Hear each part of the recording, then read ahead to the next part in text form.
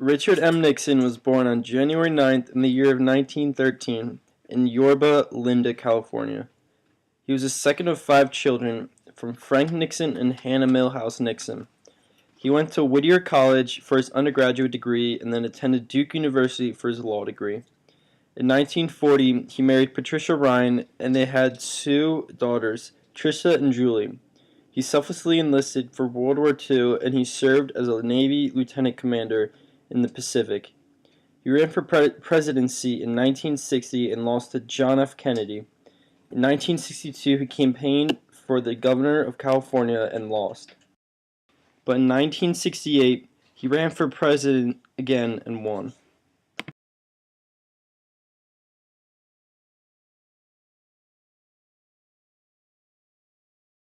Richard Nixon was inaugurated into office on January 20th, 1969. Throughout his presidency, he almost always focused on keeping peace, whether at home or abroad. Nixon's first goal as president was to save the United States from economic turmoil. He did this by starting the new idea of New Federalism. This focused on taking away power from the government. One thing that Nixon focused on during his election was civil rights. To gain the South's support, he sought to dispose desegregation as a political issue before being elected. But as soon as he took office, he appointed Vice President Agnew to a task force with the purpose of integrating schools in the South. Nixon's last major domestic policy was his acts during the space race. Nixon was a president that was responsible for placing the first men on the moon in history. On July 20th, 1969, Buzz Aldrin and Neil Armstrong became the first men to take steps on the moon. Throughout the ordeal, Nixon spoke to the astronauts almost the entire time, and he called it the most historic phone call ever made from the White House. Nixon did many good things at home, but what he did abroad was a real game changer.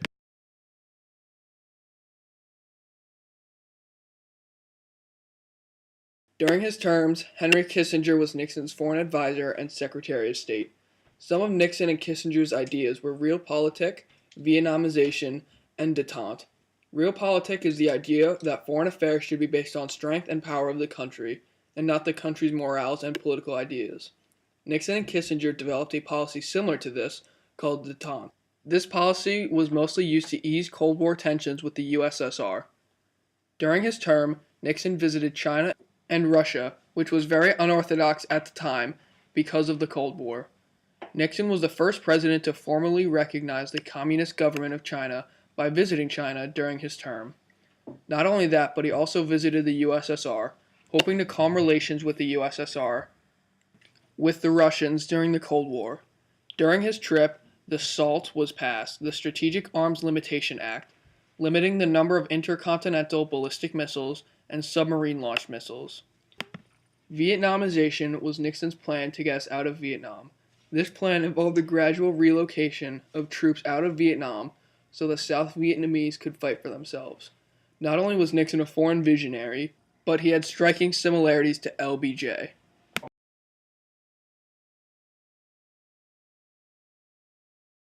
Richard Nixon and Lyndon B. Johnson are similar because they both created a new system, the New Federalism and Great Society.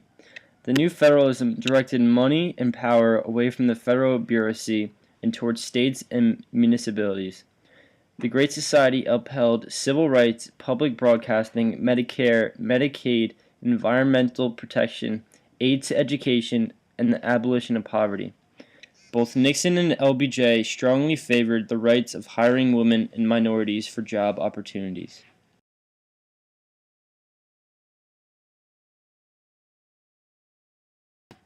When people look back on Nixon and his presidency, people see different things.